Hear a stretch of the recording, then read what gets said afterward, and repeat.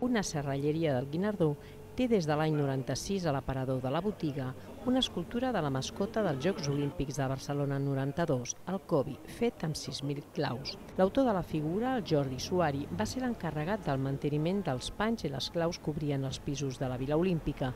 En total es van utilitzar 70.000 claus, de les quals va poder recuperar-ne 37.000. Un cop acabats els Jocs, amb aquestes claus, va fer una maqueta de la Vila Olímpica, de la Petra, mascota dels Paralímpics, i del Cobi. Finalment només va conservar el Cobi per una qüestió d'espai. Molt de tant en tant la treuen al carrer perquè els vianants la vegin més de prop.